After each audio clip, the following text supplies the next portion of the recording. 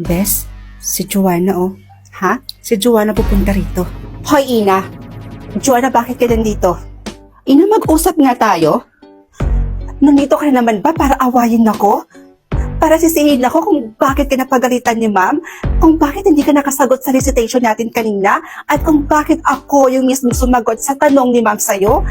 Joanna, please lang. Tantanan mo na ako. Gusto ko na makapag-focus. Kaya please lang, tigilan mo na ako, parang awa mo na. Ang OA ng reaction ha? Ang daming sinabi. Hindi naman ako pumunta dito para awayin ka. So, hindi ka pumunta dito para awayin ako? Pumunta na naman ako dito para sabihin sa'yo na makikipagsundo na ako sa'yo. Natitigilan na kita? At kahit kailan, hindi na kita aawayin pa. Totoo ba? Wait lang. Gagawin ko lang yon sa isang kondisyon. Kondisyon? Ano namang kondisyon yon, Joanna? Simple lang. Nakita ko kayo ng mga kaibigan mo na naglo-lotion. Nakita ko yung lotion na gamit mo is sobrang ganda at nagustuhan din yun ng boyfriend ko. At pinapatanong niya sa akin kung saan daw ba pwedeng makabili ng ganyang lotion. Ano? Ito ba yung tinutukoy mo? Ay, pasensya ka na ha, nauubos ko na. Pwede mo ba sabihin sa akin kung saan mo yun nabili? Pero sigurado ka ba na kapag sinabi ko sa'yo kung saan ito nabibili, titigilan mo na ako? At hindi mo na ako aawayin ulit?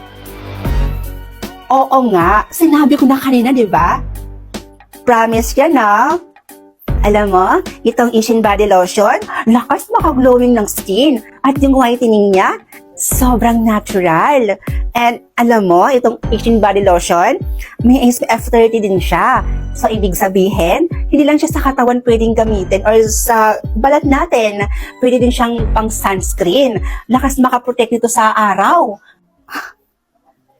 Wow! In fairness, maganda pala yung lotion ng Ishin na yan. Pwede ka rin umorder dito sa aking yellow basket. Dito. Yeah. Umorder ka dyan sa yellow basket ko. And, ayun, magkakaroon ka na. Sa'yo na lang to. Sigurado ka? Akin na to? Yeah. And from now on, friends na tayo? Okay. Thank you, Joanna. Sige, nalis na ako. May tatapusin pa kasi kami. Sige. Bye!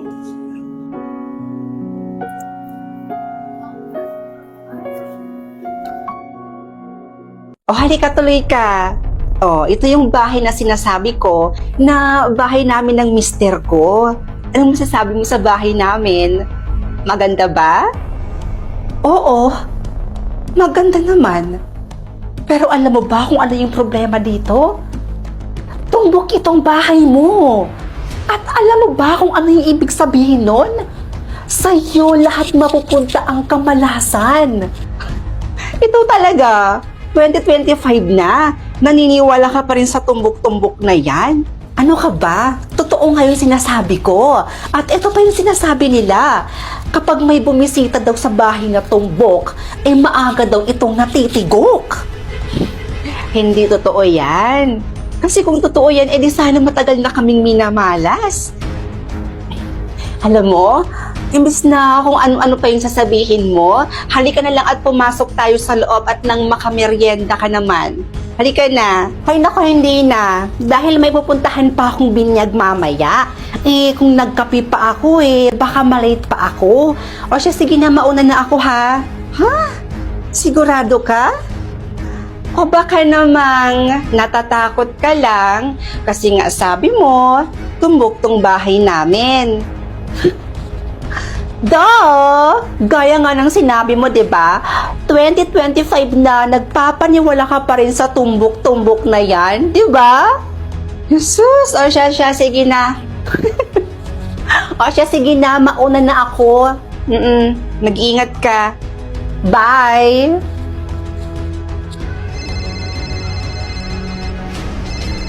Ha? Sino to? Hello? Oho, Bakit ho?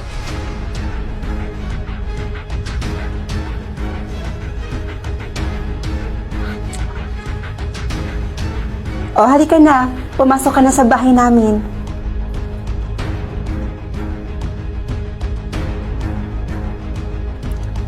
Pasensya ka na ha.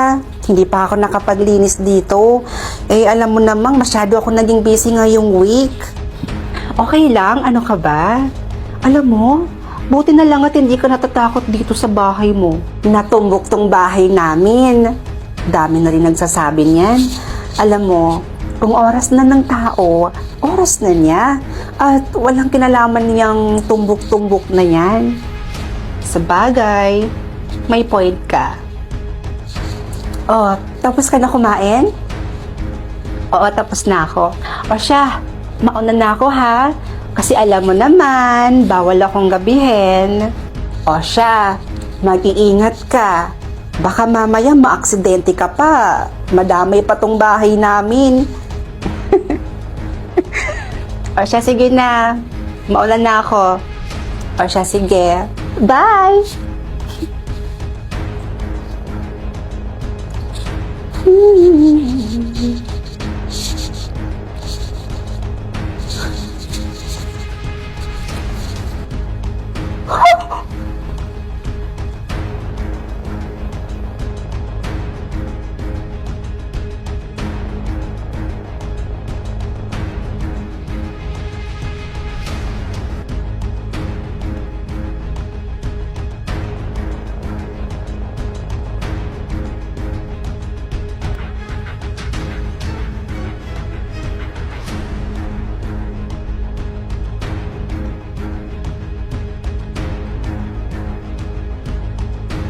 Diyos ko, bakit ganun?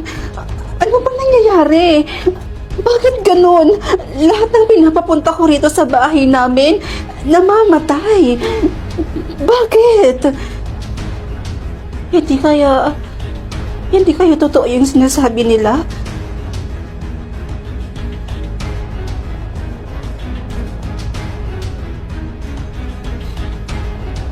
Maniniwala na ba tayo sa tumbok na yan?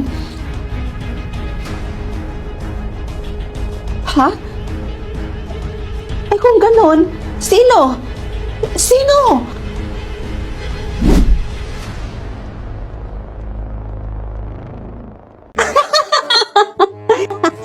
True! Diba?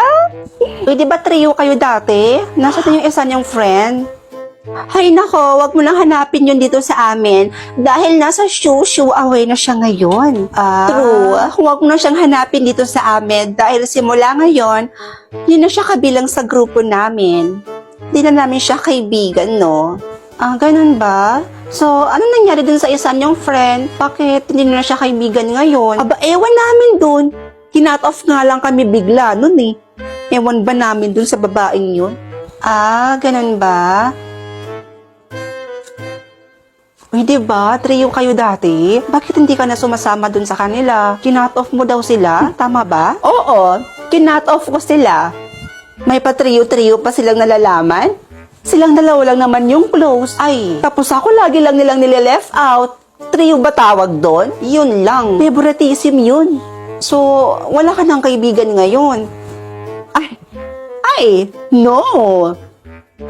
Nung kinat off ko sila, mas marami pa akong nakilalang kaibigan. So, saan mo naman nakilala yung mga kaibigan mo ngayon, yung mga bagong kaibigan mo ngayon? Eh di dito sa OFO Up. At dito sa OFO Up, alam mo ba, hindi mga plastic yung tao dito. At ang sasaya nilang kausap. At ang daming cute, gwapo, at magaganda. Wow, ang ganda pala ng OFO Up na yan Parang gusto kong gumamit niyan. True, kaya kung ako sa'yo, mag-OFO ka na din. Aray ko! Ayasin mo nga!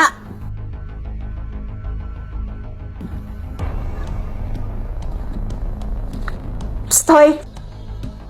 At sino ka? At bakit basta-basta ka lang pumapasok dito? Let me guess. Transfer ka? Oo. Okay. So kung ganon, makinig ka. Hoy, ikaw. Ipakilala mo nga ako dito. Transferee girl. Siya si Cheska Villanueva. At siya rin ang pinakamaangas dito sa classroom. At wala rin pwedeng tumalo sa kanya dito. At lahat ng estudyante dito sa campus ay takot sa kanya. At isa na ako doon. Kaya binabalaan kita. Huwag na huwag kang mag-angas dito or kalabanin naman lang siya kung ayaw mong may mangyari sa'yo hindi maganda. Oh, narinig mo naman siguro yung sinabi niya, di ba? Di ba? Oo, narinig ko. Good. At huwag na huwag kang magkakamaling kalabanin ako or mag-angas-angas man lang dito. Dahil kung hindi, hindi mo magugustuhan yung gagawin ko sa'yo dahil paggagapangin kita. Oo, sige. Pasensya ka na.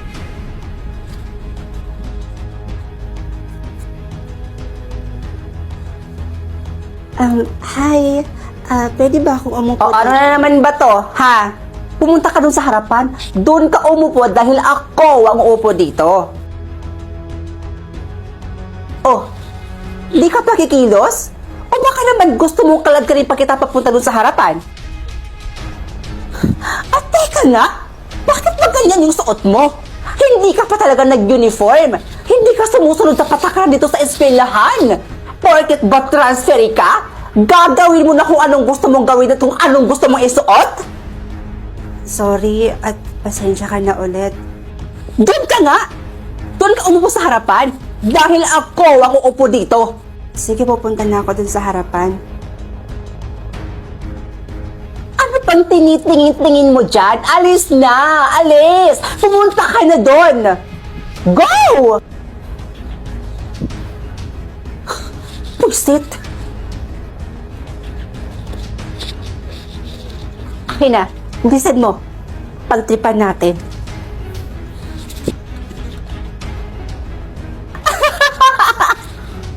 Sino yung nama to? Ay. Huwag naman kayong ganyan. Wala naman akong ginagawa sa inyo eh. Hala! Binato ka nila? Classmates? Sino pa yung nama to? Grabe naman kayo ha? Respeto naman sa transferee girl natin. Ano ba kayo? Tsaka classmates, umayos-ayos kayo. Kasi transferee yan eh. Mapapahiya yung eskwelahan natin yan. Nako, Diyos ko, anong oras na? Tapos yung teacher natin, kuno, yung bagong teacher natin, hanggang ngayon wala pa siya. Anong oras na? Kakainis ha? Ilang oras tayong pinaghintay dito?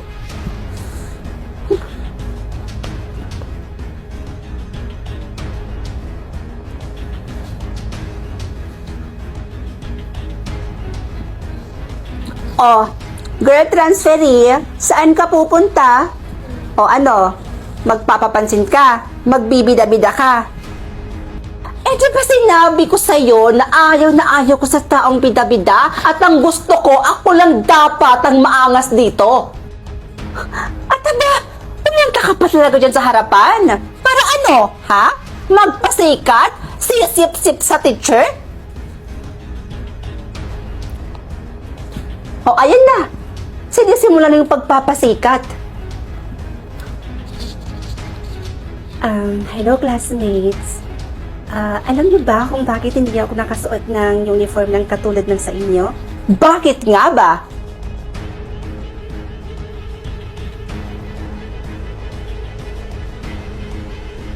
Kasi